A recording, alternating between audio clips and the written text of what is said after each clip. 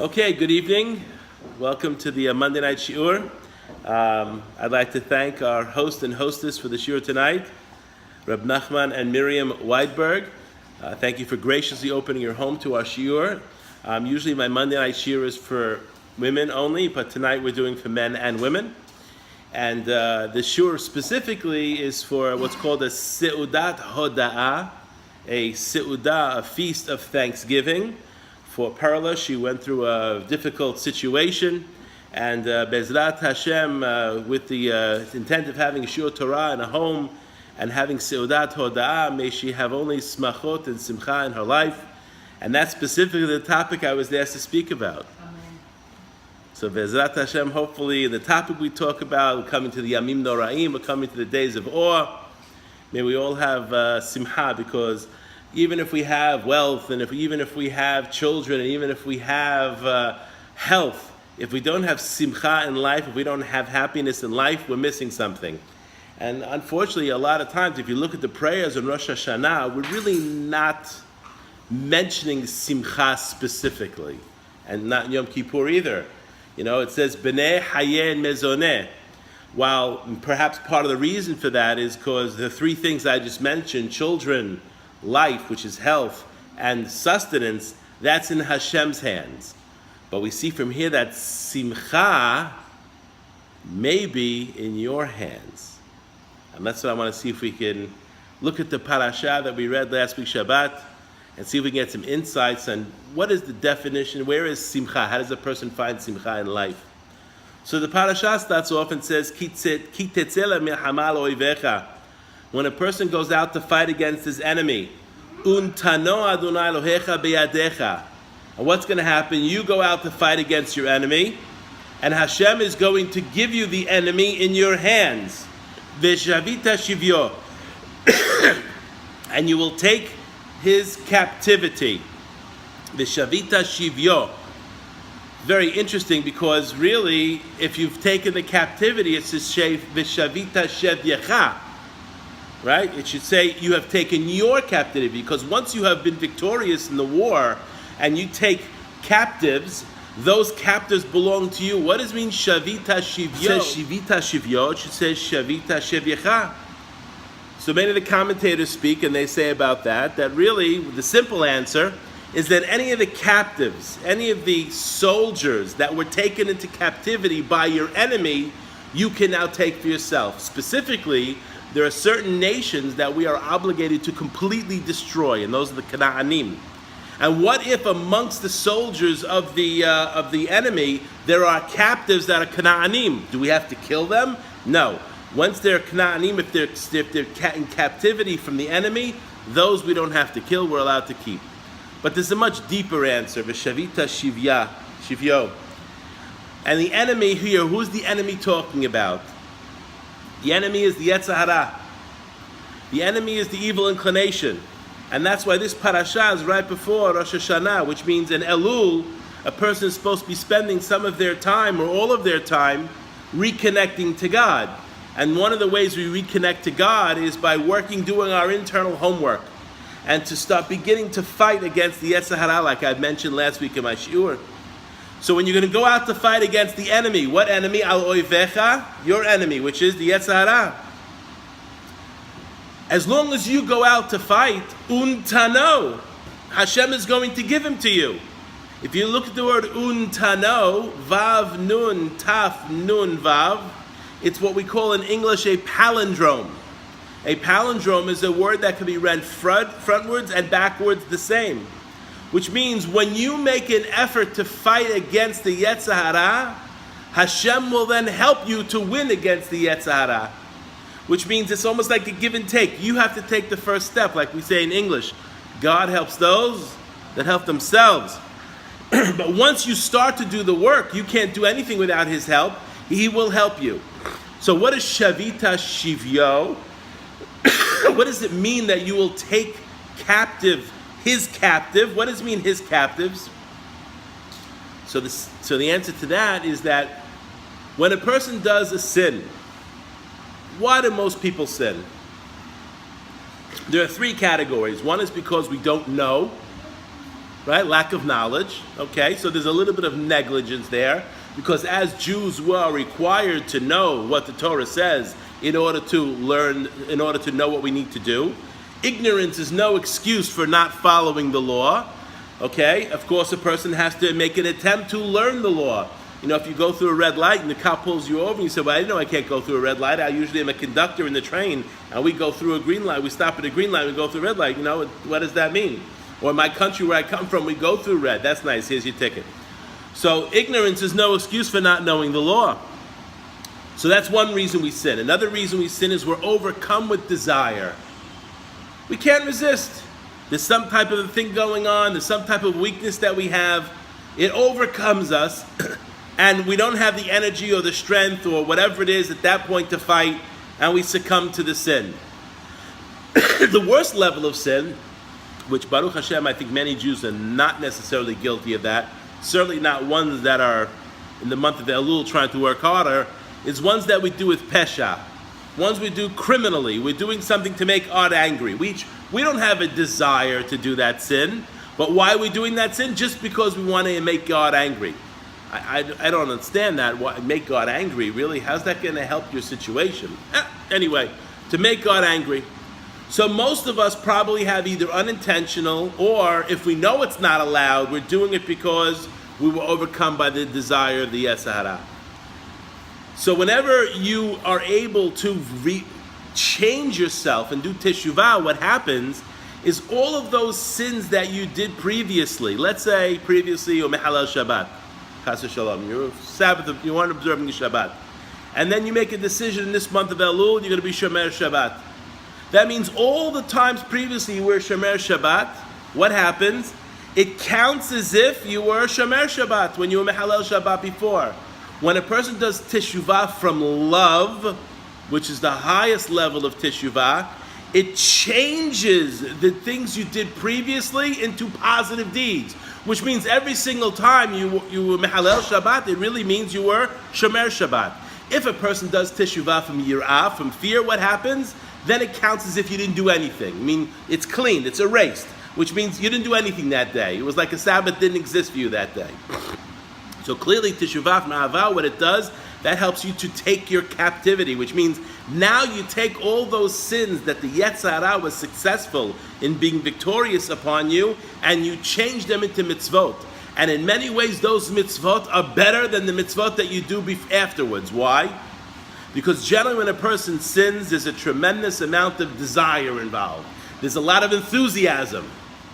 When a person does a mitzvah, sometimes, unfortunately, we don't have that level of enthusiasm.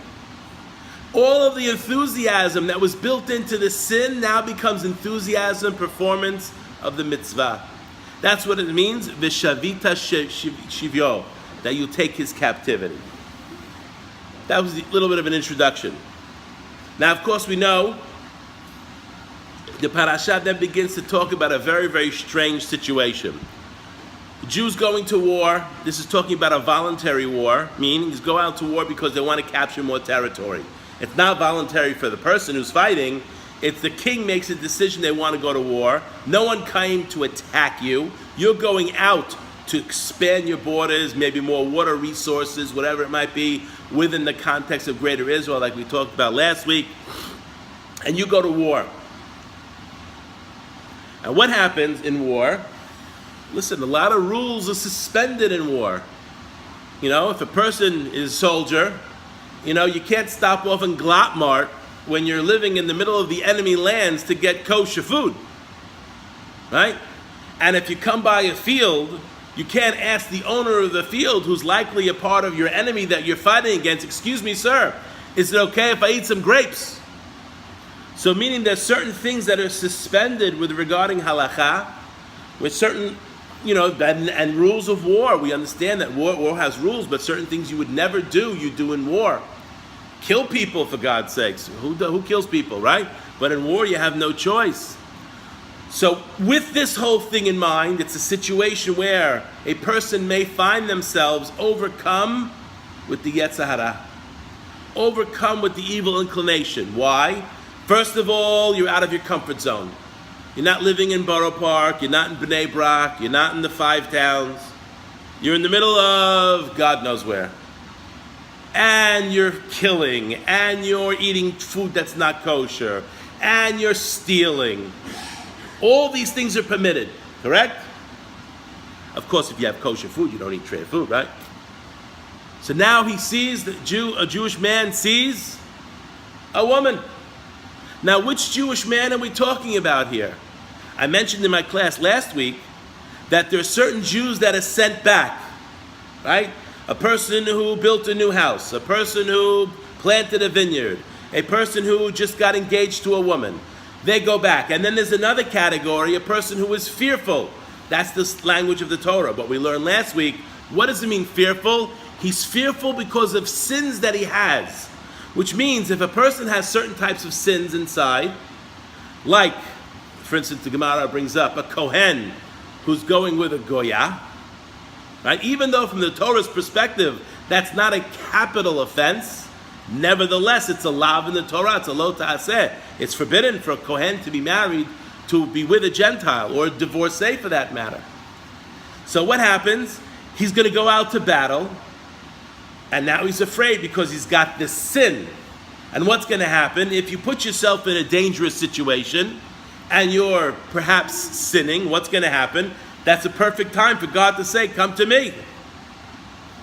So this person is afraid to go to war. So what does he do? He goes home. And that was the opinion of Rabbi Yossi HaGalili. His opinion was, he's afraid because of sins inside. In fact, the Talmud says something unbelievable. I didn't mention it last week, but it's worthwhile to mention it this week. A person who talks in davening between Yishtabach and Yotzer goes back. We're not talking about someone who talks in the middle of Shemona Esrei. He definitely goes back. We're not talking about someone who talks in the middle of Sefer Torah.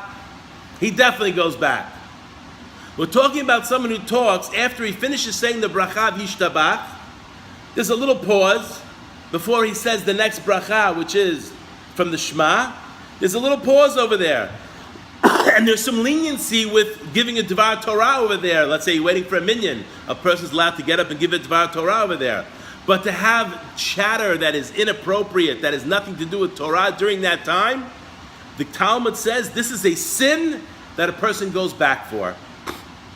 Imagine that. So how careful we have to be, especially on Rosh Hashanah and Yom Kippurim, when we spend so much of our time praying, how careful we have to be with our mouth.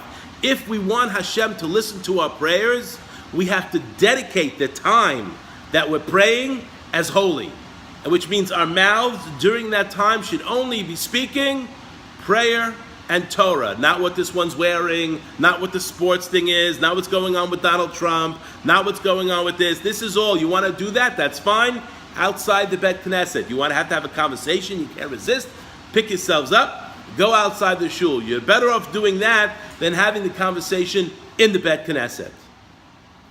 So we see that these individuals who we're talking about that are going out to war are righteous individuals. If a person is a sinner to the point where, like we said before, he goes back, he's not even going to war. And this is precisely the individual now who gets overcome with desire for this girl. And if you look at the pasuk, it says, "V'hashakta ba." He has a cheshek, which means in Hebrew he has a desire for her. And the Torah gives us a prescription for how to bring her under the fold.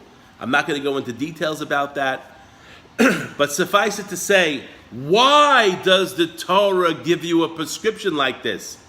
This woman is not Jewish. Why doesn't the Torah just say, excuse me, you remember you're Jewish? What are you doing?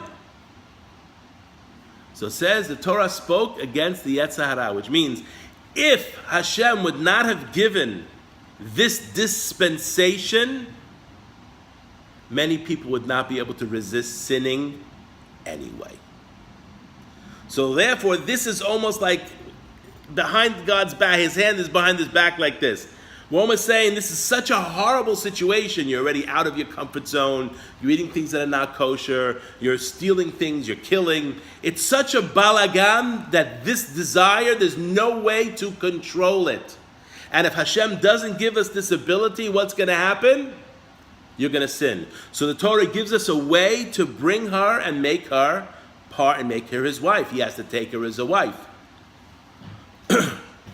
So presumably a person who takes this woman, follows the prescription of the Torah to the letter, right? After a month, he's allowed to marry her, and in 90 days he's allowed to have relations with her. Why does he have to wait 90 days? In case she was with somebody. Correct. In case she was certainly with somebody else.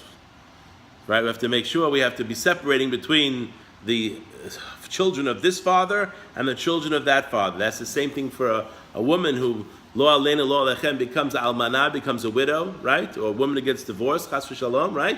What happens? She's not allowed to marry for 3 months. Because we have to make sure that 3 months go by. If there's any, pregnancy there, that will show itself within those 3 months. We learned it from Tamar.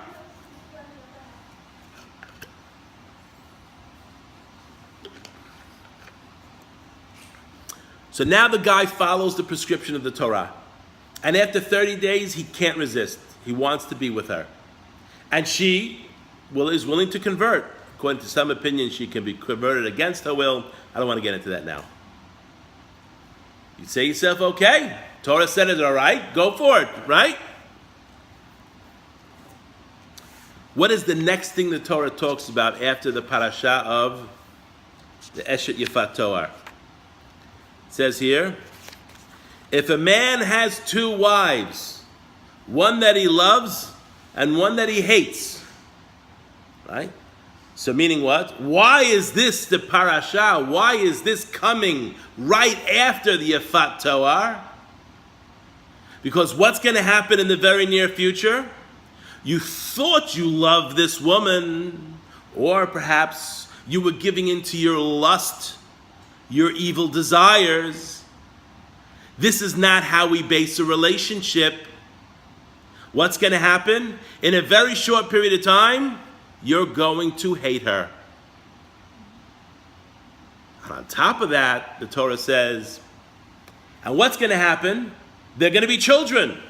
The one that you love is going to have children, and the one that you hate is going to have children. But the firstborn child is going to be from the wife that you hate. What's the problem with that? Firstborn son, as far as the Torah is concerned, gets a double inheritance. Right? So we see what's happening. The Torah is setting up a situation. Yes, we have to give you a way to fulfill the Yetzer Hara during this circumstance of war, which is a very crazy type of circumstance. And if you do everything according to the letter of the law, you can take her. But there are going to be consequences. And the consequences don't stop there.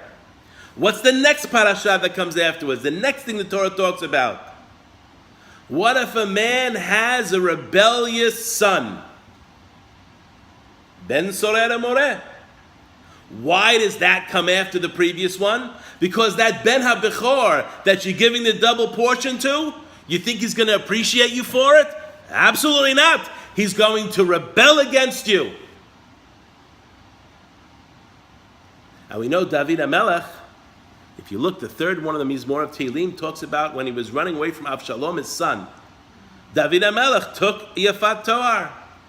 He captured a woman in war. He fulfilled this Torah 100%. And who was born from that? Avshalom. And Avshalom gave him such trouble in his life, tremendous trouble in his life. His own son. So we see that even if the person follows the prescription of the Torah,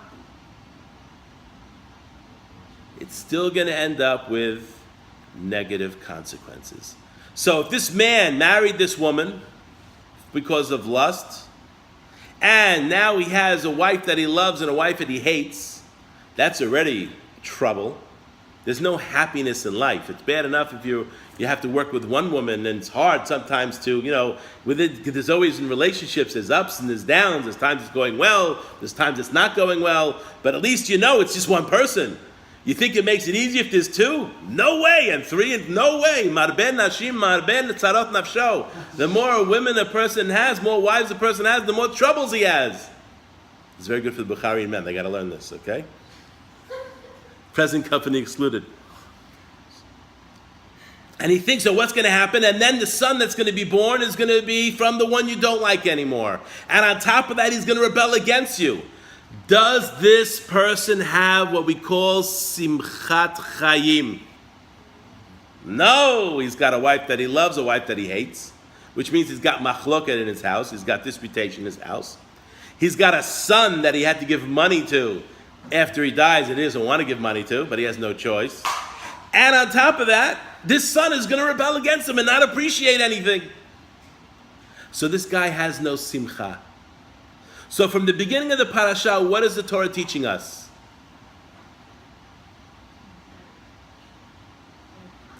When a person gives into their desires, even if it's within the context of what is permitted by the Torah, you may find yourself unhappy. How much more so if a person is giving in to his desires and it's something that's not allowed by the Torah.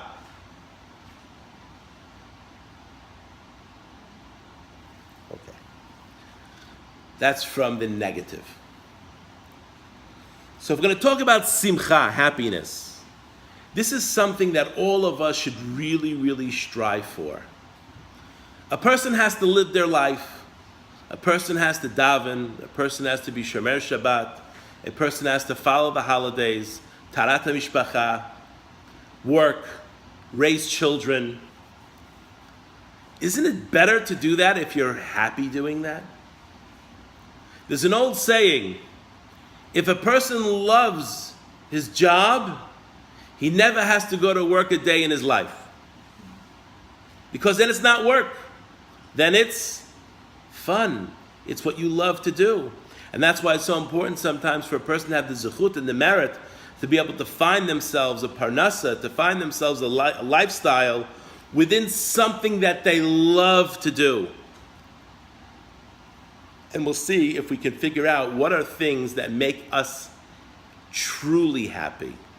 Not because we see, if anybody looks at Hollywood, you clearly understand money and fame. This is all false happiness. This is all fake and nonsense. And anyone who doesn't see that doesn't read enough of the tabloids to see what's going on over there. I'm not encouraging you to do that, but if you ever want to see how miserable these people's lives are, just look how many happily married couples are in Hollywood that are married for longer than 30 years. I mean, already 10 years is a miracle over there. If you're a divorce lawyer, there's no better place to practice than in California, in Hollywood, okay? You will make a lot of money, okay? So if we want to see what the word simcha is, one of the tricks that I learned from Rabbi Tovia Singer, is if you want to see the true meaning of a word, look for the first time it appears in the Torah. So if we're taking the word sameach, sin mem het, where is the first time we see those three letters? It can be part of another word as well. Where is the first time we see that? Anybody tell me?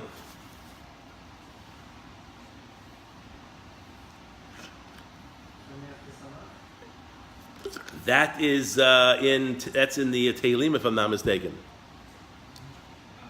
I'm looking for a pasuk in the Torah, right, where we see the word sameach. First time. If you want to say V'ayita ach sameach, that was 2 parashot ago, but that's not it. V'samachta b'chagecha, that was 2 parashot ago. That's not it. Where is the first time we see the word sameach in the Torah? Not with Noah, after. I'll give you a hint. It's nowhere in Breshit. Nowhere in all of Sefer Breshit does the word sameach appear. Does that make sense? A little bit. Why does that make sense? Because there was a lot of our forefathers went through tests and suffering to achieve what they achieved. So meaning what? Yashir. Yitziat Mitzrayim. Where's the word simcha there? It's not there. So I'm going to read you the pasuk. And with this we want to understand what is simcha. It says over here, when Moshe Rabbeinu was negotiating with God for 7 days, that he didn't want to go to the land of Egypt to rescue the Jewish people. Why didn't he want to go? I mean, the excuse he gave was that he had a lisp. How can he speak before Pharaoh? Right? That was the initial excuse he gave. What was the real internal reason why Moses didn't want to go? Was it because he killed the Mitzrayim? He didn't want to embarrass his brother. He's like, my brother, I have an older brother. He's like 3 years old. Excuse me, God. I have a brother. I heard my brother. His name is Aaron. He is right now the leader in Egypt. I've been AWOL for 40 years. You're telling me to go to the land of Egypt, and then I have to go tell my brother, by the way, God appointed me to be the leader? What does this remind us of? Yosef. No, further back. Yeah, of course, Cain and Hevel. Doesn't say Hashem that. took his car. Hashem accepted the korban of Hevel before Cain. Now, Cain didn't bring a good korban; it was his fault. Okay, but nevertheless, who was what were they fighting for? They were fighting to get close to God, and who was closer to God? Hevel was closer to God. Hello. Hevel was closer to God, and he was the younger brother. And what did Cain do? He killed his brother. I also heard that, I don't know if it's true, but that Hava is Moshe Rabbeinu was. I don't want to get into Googling. So Moshe Rabbeinu doesn't want to go to Egypt. Why? Because in the back of his head, he's not Chas v'Shalom. Aaron is not going to kill Moshe Rabbeinu. But Moshe Rabbeinu did not want to make his brother embarrassed. Didn't want to upstage his brother. What is human nature between two brothers? Always competition. If a younger brother can upstage an older brother, Baruch Hashem, it's a good day. Because when they were growing up, what was happening? The older brother, chances are, was beating up on the younger brother on a regular basis. So now that the younger brother is an adult, he wants to upstage his older brother because of the way he was treated when he was a kid. So this is something that has to be conquered. We see the classic story in the Torah of Cain and Hevel where Cain allowed it to get away with, and that resulted in the first murder in human history. So what happens? Moshe Rabbeinu didn't tell God. He said, "Shlach na biyad tishlach." He's saying, finally, he says, "Send someone else." He doesn't say who, but he says it can't be me because if you're sending me, my brother is more worthy than I am because he's older and he's already the leader. So it says over here, "Vayichar af Hashem b'Moshe," and Hashem became angry with Moses. Vayomer, and he said, Halo Aaron achicha halevi. Isn't it true that your brother Aaron the Levite? Yadati. Who's saying Yadati? God is saying, I know him. Now, if God is saying, I know him, it is what it is. Ki daber yedaberhu. He will speak. V'gam. Not only will he speak, which means Moshe Rabbeinu was going to be the spokesperson. Aaron's going to be the one doing all the talking because he had the list, right? But the messages would come through Moshe Rabbeinu. Still, Moshe was closer to God than Aharon was. Hineh gam hu yotze likratecha. He is coming out to greet you. V'ra'acha, and he will see you. V'samach belibo, and he will be happy in his heart. It's one thing for a person to have simcha on the face, right? To be happy outside, but on the inside, miserable. So he's a good actor. Aharon would not have fit in Hollywood. He could not act. Because in Judaism, you don't want to be one way inside, one way on outside. You want to be the same on the inside as on the outside. You want both to be good. So when it says Hashem is testifying to Moshe Rabbeinu what? That his older brother is going to see you. Know that you are the leader. He's coming to greet you. Which means you're not going to greet him. He's coming out to greet you. Which means he's recognizing that you are the chosen leader. But not only is he showing it on the external side that he's happy, but he's showing it on the he's not showing it, he can't show it. God is telling Moses, I'm telling you, I know he is happy in his heart.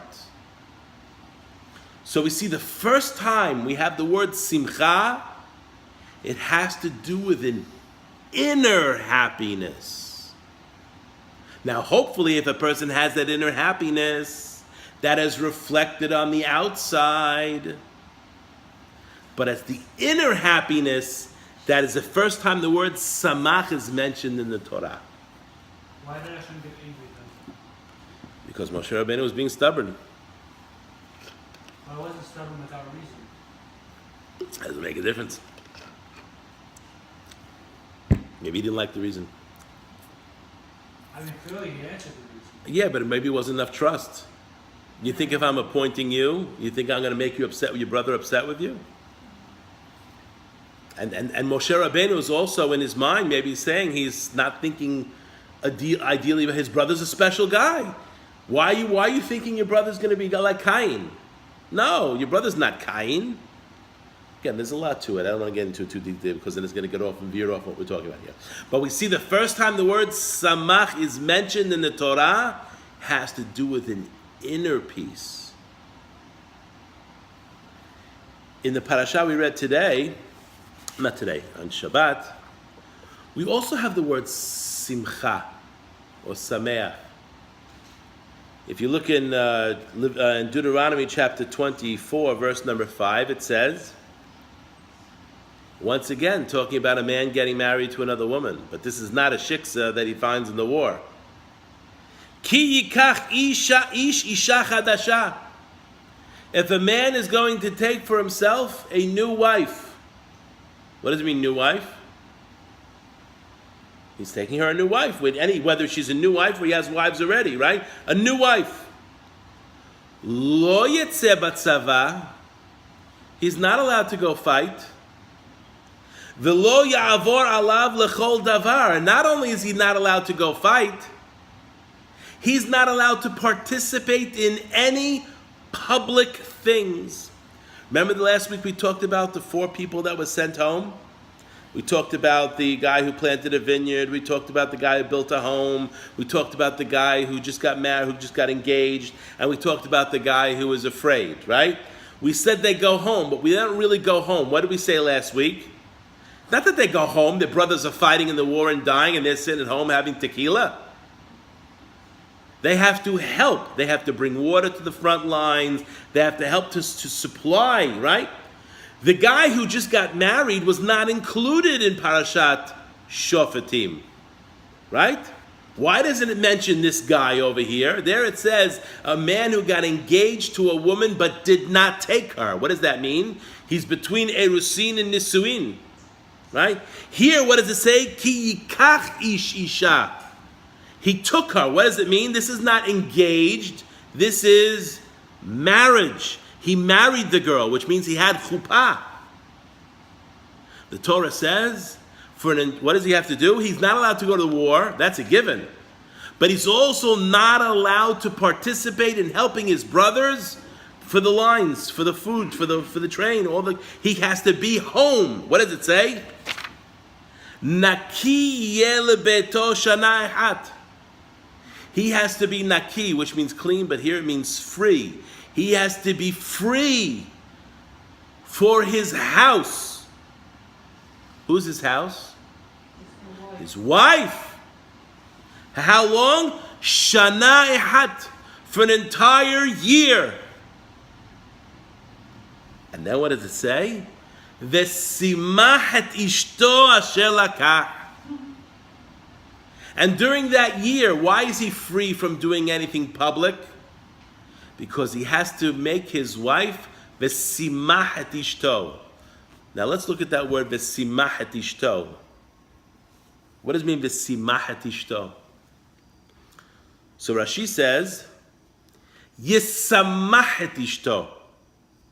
He shall make his wife happy. And the translation in Onkelos is, Ve'yahdeh yat itta. He has to make his wife happy. Okay? But then he brings another Targum, which is the Targum Yonatan. The Targum Yonatan says, Ve'yahdeh im ittata. He has to be happy with his wife. Rashi says, that is wrong. It's a ta'ut. It's a mistake. So according to Rashi, what is he saying? What's the difference between make his wife happy and be happy with his wife? What is the difference? One is that you enjoy being with the wife. Right? And the other one, maybe just making her happy, but not necessarily he's happy. He just wants to please her. Which means, Rashi is saying, "V'simach et ishto." What does that mean? His happiness is not what we're talking about. He has an obligation to make his wife happy, regardless of how he feels. That's what it means, "V'simach et ishto," that he has to make his wife happy. Now, what's the reason for that? Why should that be? Doesn't he have to make his wife happy for 20 years? Why only the first year? It gets a good start. Very good. That's right. Which means what? Certain patterns and habits are developed early on. Right? So what then happens? It becomes more natural for the person to behave in that way. And by the way, there are halakha ramifications to what we're talking about here. According to some of our poskim, in the first year after a man gets married, he is not allowed to take a business trip away without his wife's permission. And she can say to him, absolutely not, I don't want you going. Now, if there's no other way for him to make a living and they're going to starve to death, then of course he has no choice, okay? But if he can go away on business and make $100,000 or $1 million, but if he stays home, he can only do something that's menial and make $10,000, he has to stay home. Which means his focus has to be on her. And that's what the Sefer Chinuch says. And it continues on and says, and why is it so important? Because we want to establish their relationship from the beginning in that first year to be solid. And this way, as time goes on, what happens? He's going to be less inclined to have wandering eyes. And she'll be less inclined to have wandering eyes. Right? So we see once again, but we see how is he supposed to make her happy? Looking at the psukim we just learned now. He's supposed to buy her flowers. I'm not saying he shouldn't buy her flowers. How does he make her happy? He's present. Being present. Being focused. Being in the moment. Not being distracted by anything other than his wife. So we see one of the ingredients of simcha, and perhaps this is the reason why nowadays it's so hard for people to find simcha, happiness, is because we have such a tough time focusing. And the Torah is clearly saying what? That if you focus, what's going to happen? You're going to be happy. And we see in the beginning of the parasha, what did use the word? Untano, I said, right? Untano is a palindrome, right? Which means if you put in the effort, you will return, you will get back. But the reason you're doing it is not because you're going to get back. Remember, Rashi rejected the other interpretation that says he should be happy with her. His happiness is not what we're talking about. It's about her happiness. Now, that's not to say, while the Torah doesn't give an obligation to a woman to make her husband happy, obviously a woman who's a proper woman is going to reciprocate what she receives from her husband. Which means he's the one who is setting the tone. That is his job. Why is that his job? Not hers. Why can the Torah say she has to also make him happy? Why does it say that it's his job? It's already understood that she'll get back. How's that understood? She's a human being just like he is. She has Yetzer Hara just like he does. She's selfish like he is. No. No, Woman's nature usually is It's that already when given. they're giving something, they give double back. Because she's the giver. She's the giver. He's That's the the nature of giver. woman.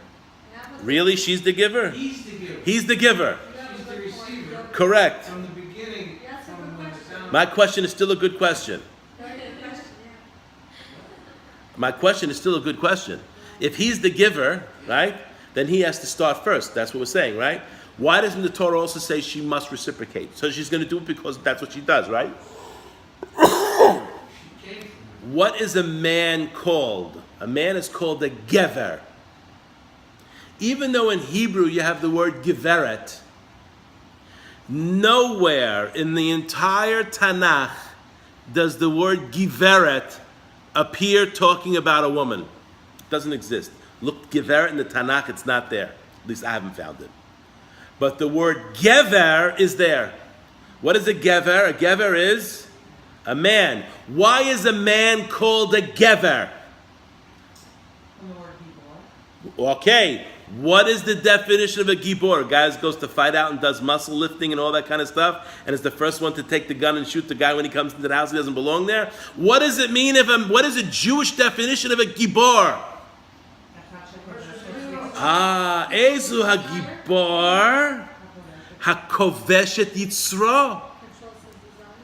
Right, not his desire, his yetzer, which is his evil inclination. It is the man's responsibility to control that desire first. He has to lead by example, which means because he is given the concept of a gever, he's the one that has the strength and the koach. What a Jewish gibor is not someone who's got muscles like a bodybuilder and all that kind of stuff. That's not a gibor as far as Jews are concerned. A gever is someone who can control his desires. That's why the Shulchan Aruch says, Yitgaber ke'ari.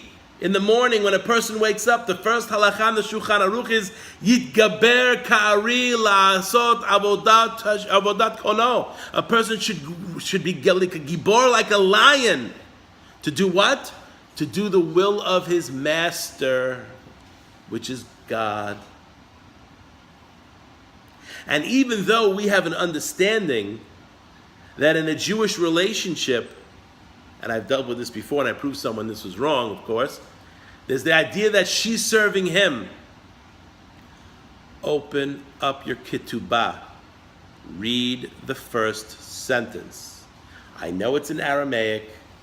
Translate that into Hebrew. What does it say? And I will serve you. Now that's not to say she's not serving him as well. Who's the one who's cooking dinner? Who's the one who's doing all the work in the home? Of course she's going to serve. But it starts with the gever. He sets the tone. And if he does this, what's going to happen? V'simahat ishto, what's going to happen? He will then be happy also. But if he's going to be concerned about himself, this is not going to bring him simcha.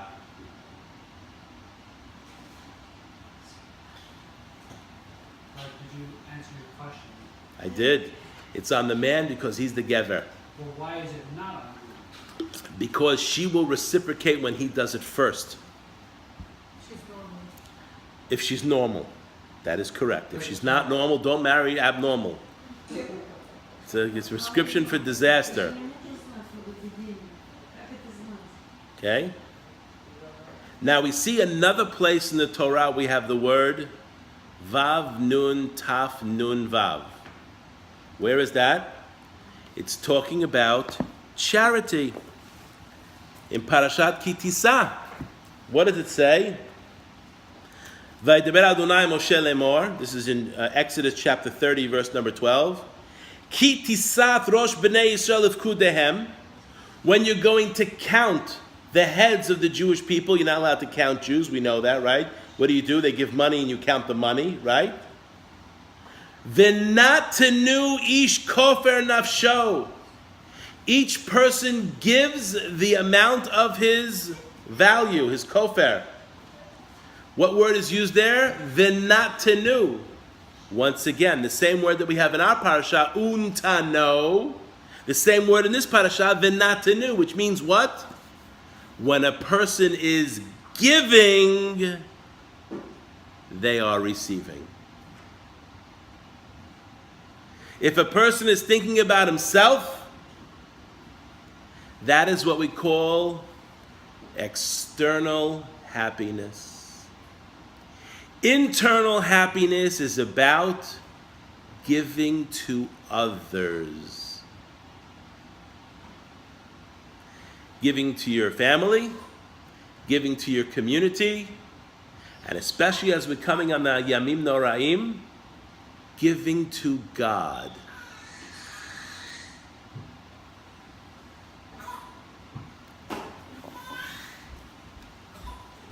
And that's why we see that tzedakah, charity, it says, we talked about this last week, tatzil mimavet. Charity can save a person from death. Why can it save a person from death? Utzedakah tatzil mimavet. Why is that? How does charity help a person to avoid dying? Because you are helping other people. You make yourself invaluable in the world. When God said to Moshe Rabbeinu, I'm going to destroy the Jewish people and make you into a great nation, what did Moses say? You start with me. Kill me first. Which means, and the tzaddik, how is the power of the prayer of the tzaddik? Because they make themselves almost, now no one is indispensable completely, of course. No human being is indispensable. But the more a person gives, the more an impact they have in other people's lives, the more they are invaluable in the world. And the happier they are on the inside.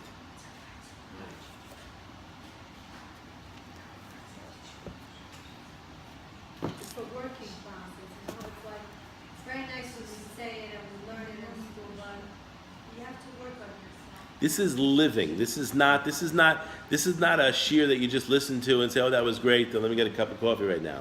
This is a lifelong process. You have to work on yourself. You have to work. It's nice you hear it, and then like, even if you do implement it 1 week, but like it's a constant growth for years. You just have to. How do we know that? How do we know that? Because he has to make his wife happy for 1 year. What then afterwards, he can make her miserable? No. What's going to happen? He's already used to it. It's a habit. That's correct. Which means how long does it take to change a person? A person can change instantaneously. But when a person takes upon themselves things and they do it consistently, it becomes ingrained. But it has to be long-standing. And from the Torah here, we see at least 1 year. Because if it's less than 1 year, then what happens? It may not have enough impact. And that's why it says why. Otherwise, the Torah would say he should make his wife happy for 6 months. Make her for 3 months. 1 year, that should be enough to set the tone for the relationship for 50 years. That's what they call it, like Shana Yishama. From our parasha that we just learned today. Okay? Last week, Ki Tese. This is from this week's parasha. What's that? This should be taught at All right. classes.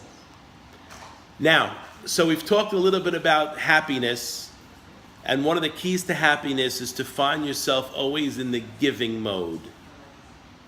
Right? That's how a person has internal happiness. The guy in the beginning of the parasha that was concerned about his evil desire, v'chashak taba, and he was only concerned about himself, and he tortured this woman, shaving her head, growing her nails. She's crying for her mother and father for an entire month. And then after those 30 days, he still wants her. Okay, his Yetzer Hara was very, very big. This is a person who has set himself up for misery. Because his focus is on his own desires. Now, if you look at the Orach Chaim has an unbelievable explanation about this person. Why was he overcome with desire for this woman?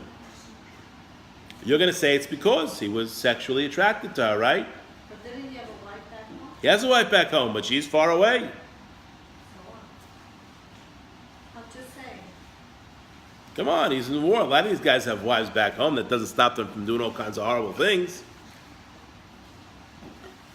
Come on, he was a guy and he's not a gibor and he's not conquering his desires. Oy vavoy, forget about it. The guy could be a pig. No? Come on. I mean, women could be like that too, but I think it's a little less common. What does Orach Chaim say?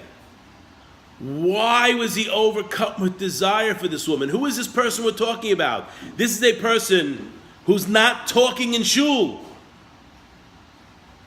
Right? He's not talking in shul. And he doesn't have any big sins. Otherwise he would go home. He wouldn't be fighting. Why is this guy overcome with desire for this Gentile woman? In fact, what does Yefat Toar mean? You think it means beautiful. It doesn't mean beautiful. It means beautiful of form. The Gemara says even if she's ugly. Maybe she has nowhere to go. Huh? Maybe she has nowhere to go because she was captured and she has nowhere to go. Maybe so. Then she would want to. If she wants to convert, she doesn't have to go through any of this process we just talked about here. This is only in a situation where she's refusing to convert. So he then forces to come He back. forces. Again, there's a different opinion. She comes out of this. There's a difference of opinion whether or not he can force her to convert or not. The Ramban says he can force her to convert and he can take her against her will. The Rambam says after 30 days she has to be willing to convert. If she's not willing to convert, he has to let her go. So it's a machloket amongst the Rishonim. Okay? Was- He didn't have relations with her yet. He's not, according to most opinions, he cannot have relations with her Until she agrees. until she does this 30-day period business. And then he can't have relations with her for 90 days. This way we can make a distinction between the previous man's children and him. So we see there are things here, but the way it is if God gives you a way to get that desire fulfilled, you're more likely to do it in a holy way than you are to do it in a profane way. Right? Even though all of this, the child will be rebellious or what's Well, let's see. the child that comes out of agrees to voluntarily become Jewish, right? I want to give another explanation for this. No, then I'll understand everything you talk That's why the parasha one are next to the other. So meaning, if he's doing it from his desire, it has nothing to do with whether she's willing to convert or not. This relationship was completely based on his sexual lust. You start a relationship like that, forget about it. Right, okay, I understand. Got it? Yeah. But the Orach Chaim says something else. The key here word the Talmud says is v'chashak taba, which means even if she's ugly. What if she's ugly? So you're going to say beauty is in the eyes of the beholder, right? He thinks she's beautiful. Yefat Toar doesn't mean beautiful. Yefat Toar means good of form. Okay, how do we know that? Because the cows by Yosef were called Yefet Toar. The cows by Joseph, when they had the dream, he saw 7 fat cows and 7 thin cows, right? What does he say about the 7 fat cows? They were Yefet Toar. How can it be their beauty? A cow is beautiful. Cow is not beautiful. It has good form. It was fat. It was heavy, right? That's what you look for in a cow. You want to see a big cow. And then the other one was ugly. Why were they ugly? It doesn't say ugly. It says negative toar. Why? Because they was their form. So we see the word toar is referring to form. What does it say about Rachel?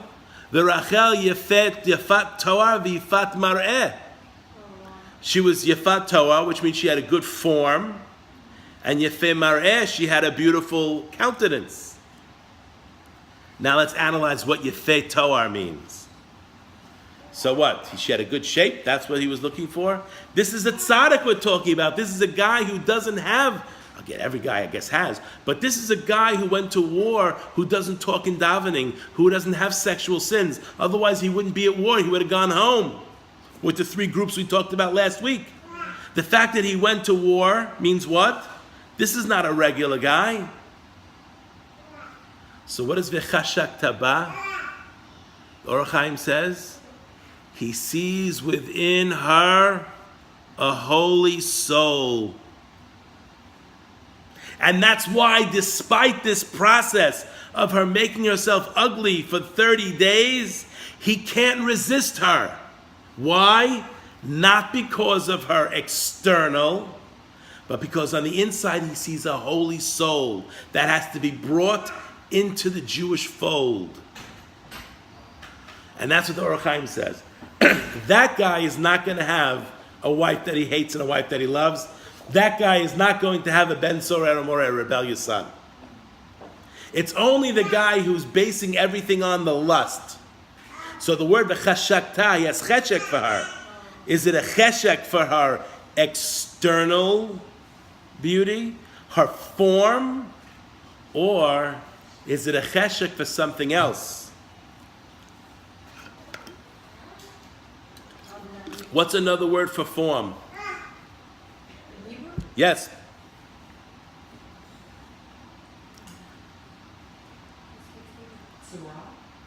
Surah. Tselem can sometimes be translated as form. Right? And every human being on this planet is made Tselem Elohim. Which means, see, the word Tselem may have something to do with the physical. Obviously, when we're talking about a person created in the image of God, that's not physical. Can't be. God is not physical. That's 2.2 billion people who have that mistake. Okay? So you see, what is he attracted to? He's attracted to her inner soul. And why is it? The Orach Chaim says, because she has a Jewish inner soul. And it's this soldier's responsibility to go out, just like it is to go and conquer land and make it part of the Jewish people. It's also the soldier's job to find the holy souls amongst the nations. Part of the reasons we're in the galut, in the exile, is to gather gerim. Is that something that we're supposed to do? Go to No. supposed to tell them Whether you do it during more actively, to actively look for it, after 2,000 years of persecution, very hard to do that, okay? But if you think about it, why does a Russian Jew look Russian? Why does a Polish Jew look Polish? Why does a French Jew look French? Why does a Moroccan Jew look Moroccan? Why does a Georgian Jew look Georgian?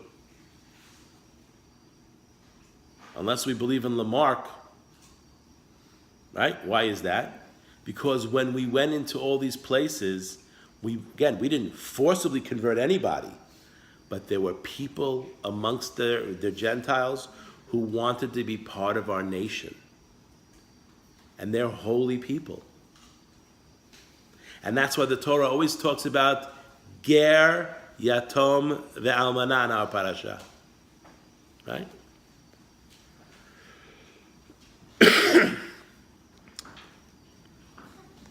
Now let's look at another pasuk that talks about simcha. We read it every single Shabbat. It says in Mizmor Shir Yom HaShabbat, the song that we sing on Shabbat. Every day there's a different song. Shabbat has its own song. It's called Mizmor Shir Yom HaShabbat. It's Tehillim chapter 92. What does it say? Ki simahtani Adonai b'fa'olecha b'ma'aseh yadecha aranen. I'll translate. For you have gladdened me, Hashem, with your deeds. At the works of your hands I sing glad songs. What does that mean? Who's the husband? Who's the wife? If you read Shir HaShirim, when it talks about the husband and the wife, the husband is God. The wife is Knesset Yisrael, which means the Jewish people. Now let's look at this pasuk. Because ki simahtani, because you have made me happy. What do we say the man's job in that first year of marriage is? To make her happy. So this way, for the rest of their time together, for 50, 60 years together, Bezrat Hashem, they've set the relationship on a tone where he will continue to make her happy and she will reciprocate. Now look what we say. Ki simahtani Adonai b'fa'olecha. Because when we properly analyze the deeds of Hashem, we should become sameach. If we truly appreciate everything that God does for us individually in our lives and collectively as a people, even though there's been some tough times, just like a husband and wife, every now and then what's going to happen? There's going to be tough times in the relationship. Sometimes it's going really, really good. Sometimes it's not going so good. Right? Up and down. Up and down. That's normal, but we hope there's more up than down, right? If it's not up and down, what does that mean? They're not talking.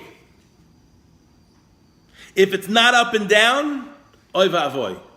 Because then they're not communicating, they're not interacting, they're not functioning in an intimate way. Because when two people are together, there's always going to be some type of friction. Right? And in order to connect, you have to overcome that friction, which means each one has to overcome their internal yetzer, their internal thing that making them think about themselves and not the other.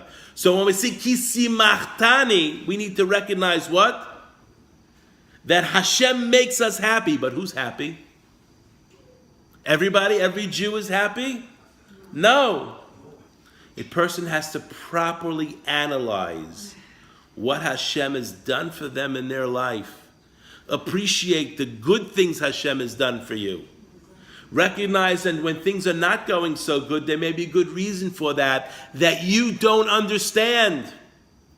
And that goes vis-a-vis our individual lives. That goes vis-a-vis us as a collective. So if we appreciate the work of Hashem, the deeds of Hashem, what happens? This allows us to be happy. And then the pasuk continues and says, "B'maaseh yadecha aranen." Now aranen, what does the word aranen mean? We said simcha is where? Inside.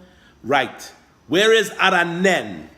That is the reflection of the simcha on the outside.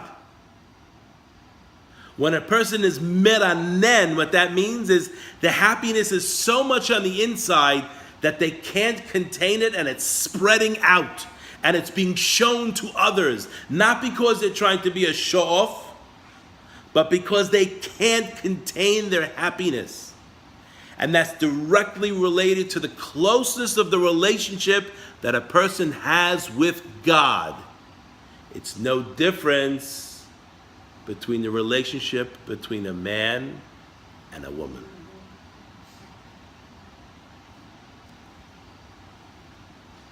And why on Shabbat? Why is this the song for Shabbat? Why is this the song for Shabbat? Because unlike... No, I got to get more than that. What is fostering, even though Shabbat doesn't really have simcha per se, there's nowhere in the Torah that says, V'samachta b'shabbatecha. Right? What? Welcoming the bride. Louder? Receiving the bride. Okay, good. But we're still not answering. What is it about Shabbat? Why is this pasuk not said every single day? Especially for Shabbat. Why is this only on Shabbat? We only say this pasuk on Shabbat.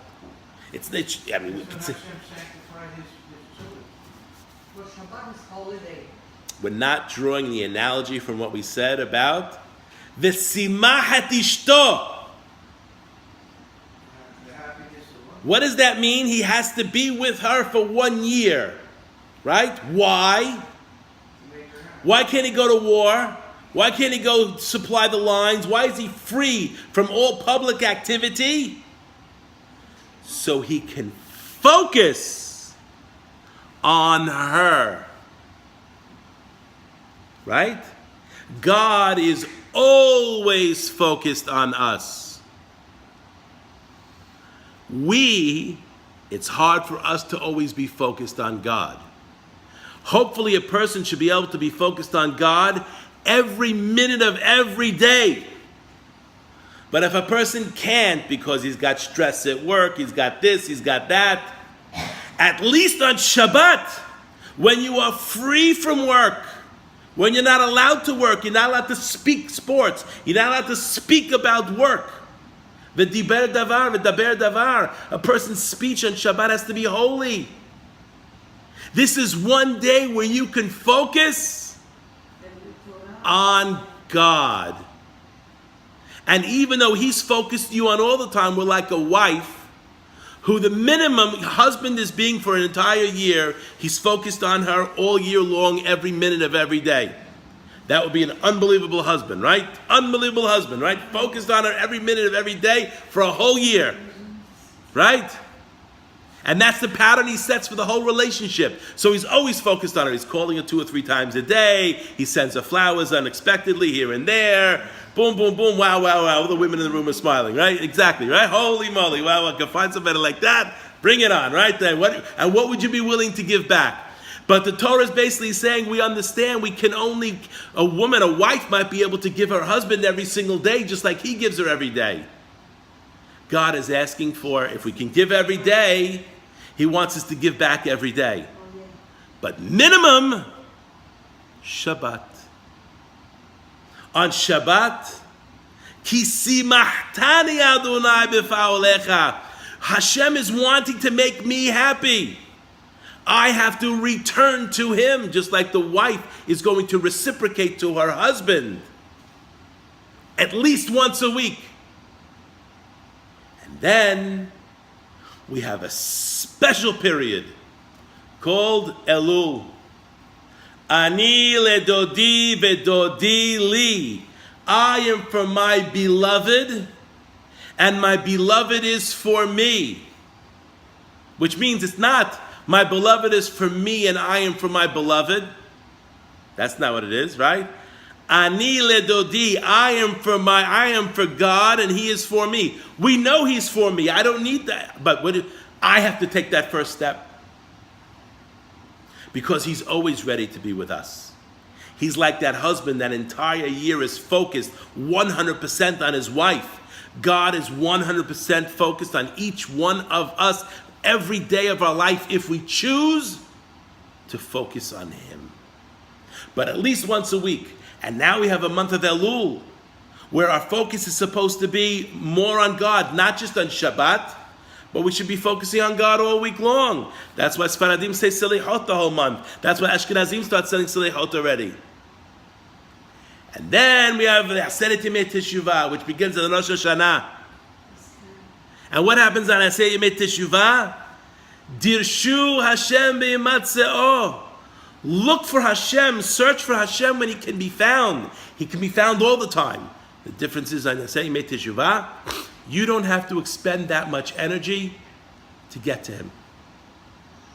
You're almost there already. But you have to be focused.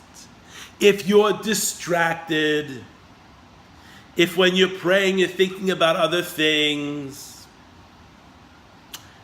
then you're like the husband that's giving to the wife and she's watching TV. And sooner or later, even a good man, and God is not like that, but a good man is to say, honey, I brought you flowers.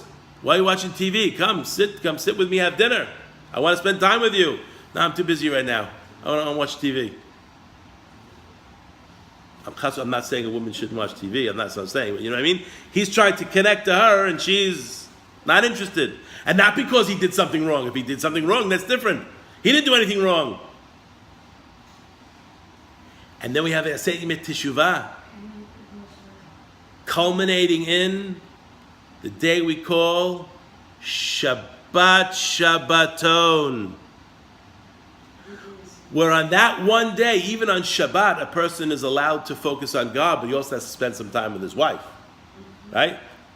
Right? Especially if it's mikveh night, or, there's a whole concept of Friday night, being with your wife, right? I'm not going to give all the details about that, yes? Okay?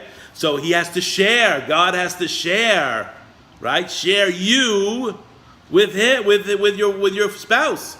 The wife has to spend some time with her husband. Husband has to spend. So God is sharing. On Yom Kippur, He's not sharing.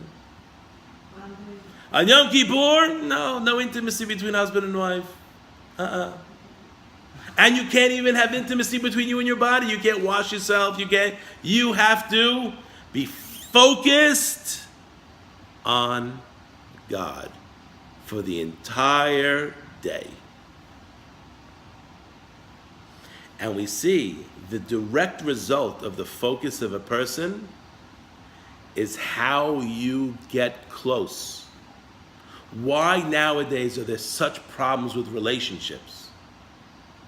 Because none of us can focus. There's the cell phone, there's the beeper, there's the television, there's the computer. Oh my God, if we're not living in an age of distraction. Look, when I was growing up, I didn't know something called ADD, ADHD. There were kids who just didn't do well in school, right? Now every other kid has some kind of a disability. Now, maybe it existed 30 years ago, I don't know. Maybe it did, I don't know.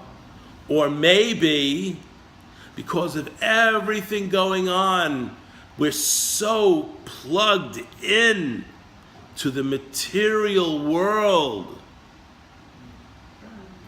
This is the greatest challenge of the Jewish nation in all of history. Baruch Hashem, if a person is Shomer Shabbat, he doesn't have a cell phone for 24 hours. Shouldn't get the newspaper delivered either. What do you need to look at the newspaper for? We said you have to be focused on God. Spend that day focused. Okay, you have 6 days a week you read the newspaper. You know what? Whatever you don't read on Saturday morning, you can read Saturday night.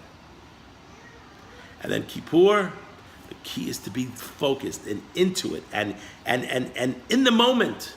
And when a person's in shul, I am connecting to God. I am not connecting to another human being. This is not a time for socializing. That's why shuls have something called a social hall. You want to socialize? Take it to the social hall. Have yourself a little schnapps. Have yourself a little bit of kugel. Have yourself a little bit of herring. Have yourself a hambajin, whatever your custom is. But in the Bet Knesset, no. That's like being in the bedroom, involved in intimacy, and she's checking her email.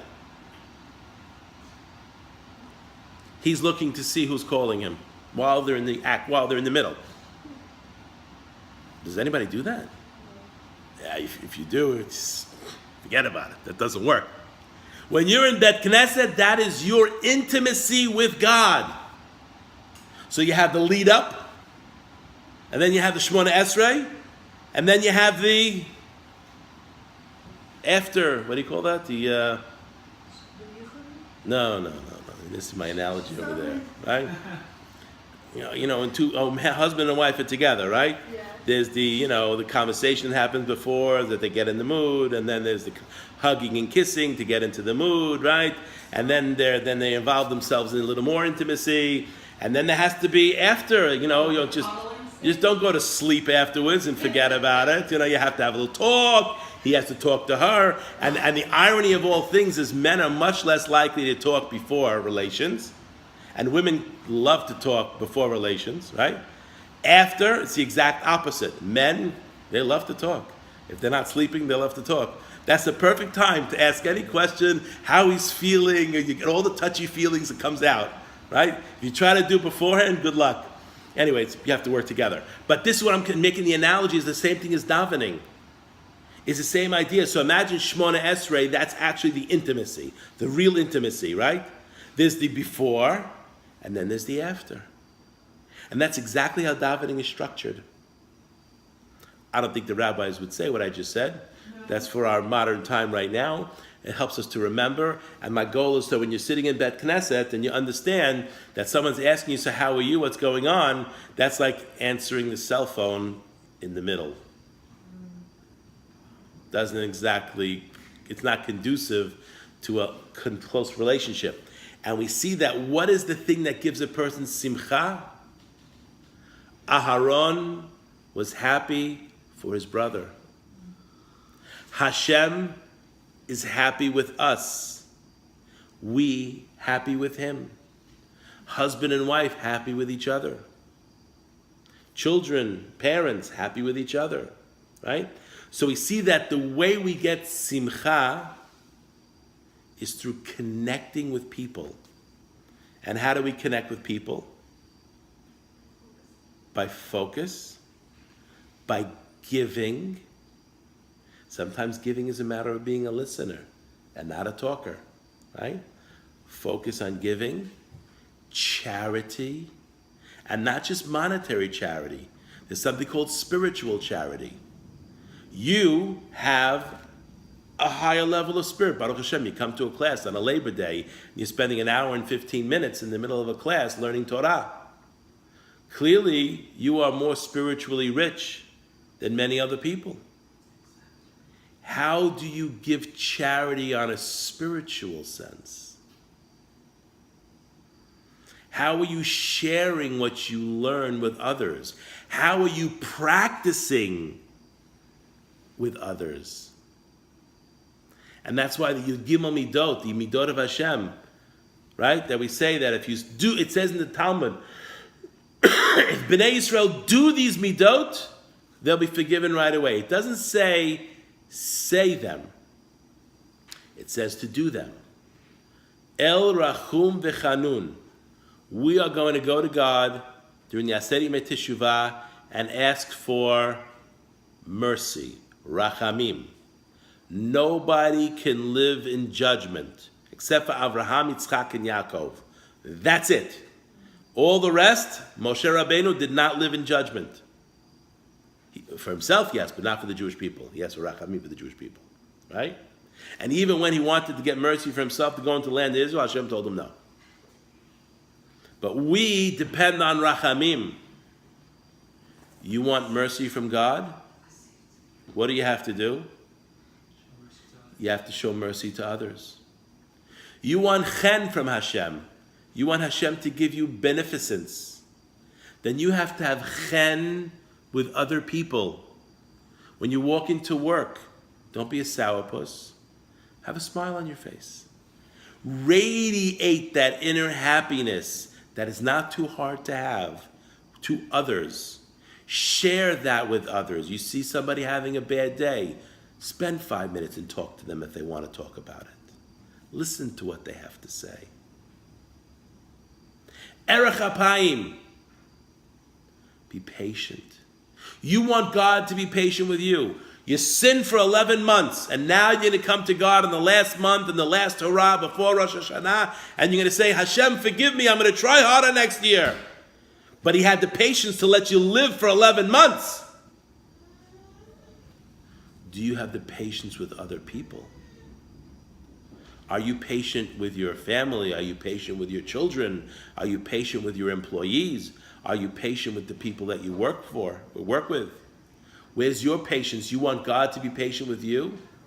You have to be patient with him. Rav Chesed. Hashem is always giving.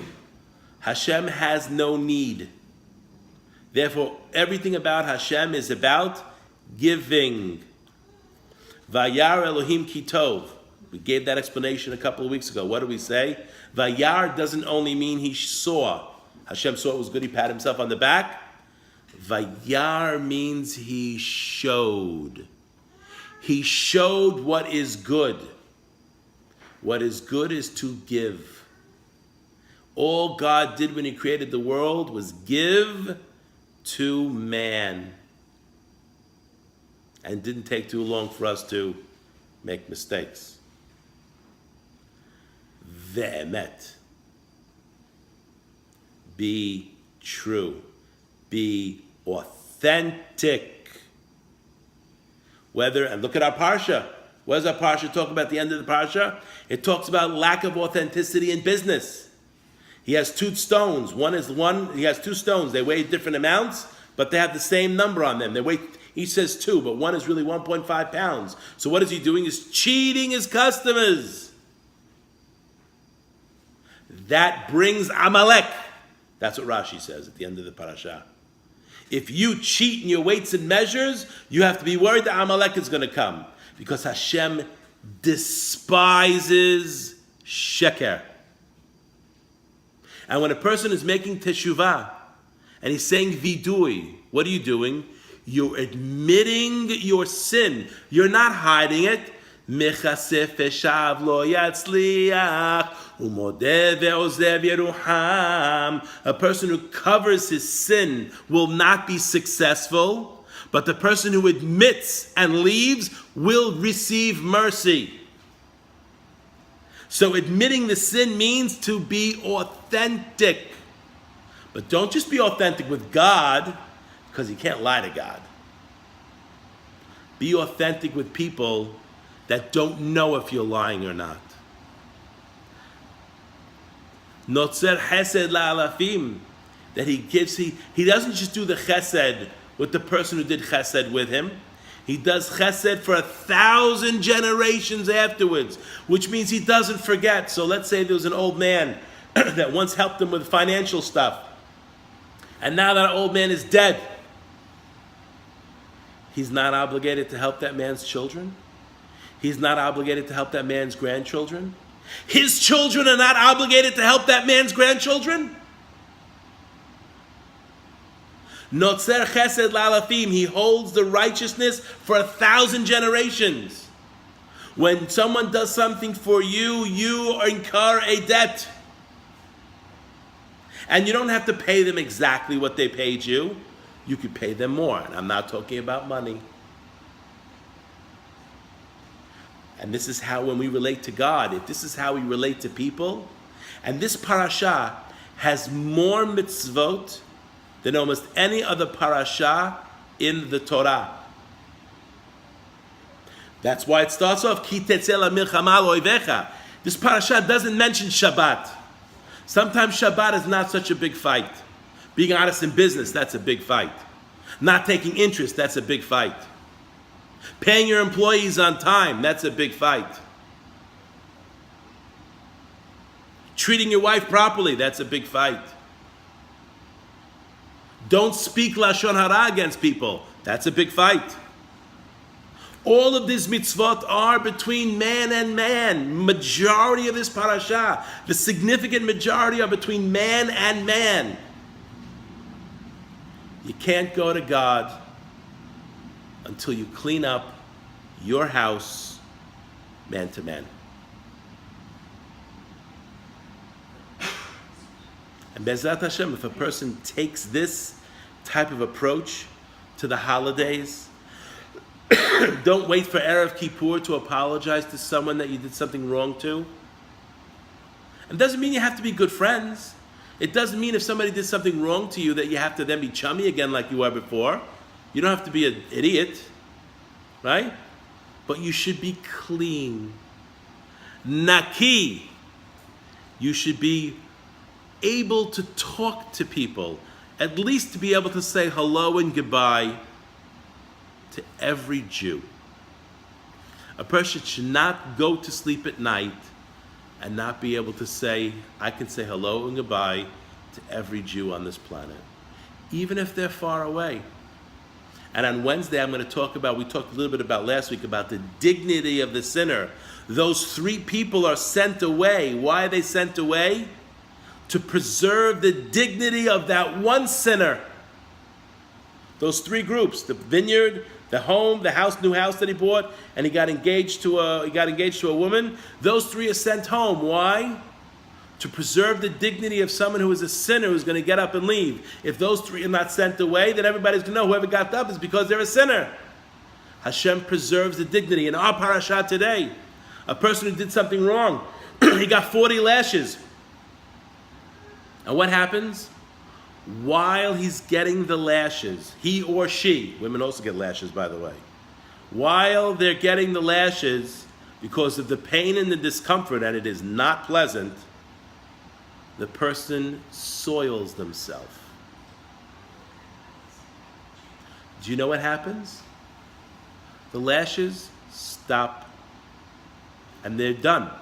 So if they were supposed to get another 15 lashes, but they peed in their pants, the lashes stop. Why? Human dignity. The embarrassment of that happening in front of other people is to such a level that it's more painful than finishing the lashes. That's what the Torah is teaching here. And once he receives that punishment, once he receives that embarrassment, he is your brother again. So before he was called a Rasha, he was evil. Now he's called your brother. Which means after a person finishes on Yom Kippur and did Teshuvah, it doesn't make a difference how far away they are. They are your brother again, as if the relationship is as good as it ever was. Assuming they repented in earnest. This is just a smattering of this week's parasha. And that's why this is coming right before next week. Next week talks about the blessings and the curses. When we don't follow the mitzvot in this parasha, that's what opens us up to next week's parasha. And when we say on Rosh Hashanah, Sfaradim say, Tichle Shana v'kilotea, let this year and all of the curses be finished. Tachel Shana birchotea, let the new year start with all of the blessings. Bezrat Hashem, in the zechut of the learning we did tonight, and the focus on, I'm speaking to myself, please don't think I'm not talking to myself on everything I said last night. As a matter of fact, sometimes what I do on these classes is I listen to them and call myself, because I want to hear what I said just to make sure I'm getting it, okay? Bezrat Hashem, in the zechut of trying to be connected to each Jew, to try to give charity, not just monetary charity, but spiritual charity to Jews that we come into contact with that are far.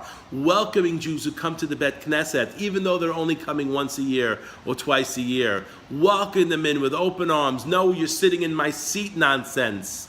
Can I get you a prayer book? Can I help you? But I don't talk in shul. And be focused when you're in shul. If you're not in shul, okay, but you're in Bet Knesset, be focused on why you're there. Mizrat Hashem. If we all do this, we should also have a good Gebench Dior. We should have a happy and healthy New Year. We should have Simcha in our lives. And we should have a Shana Tova Metuka. And we should be written inscribed in the book of life. Baruch Adonai L'olam. Amen v'amen. Amen.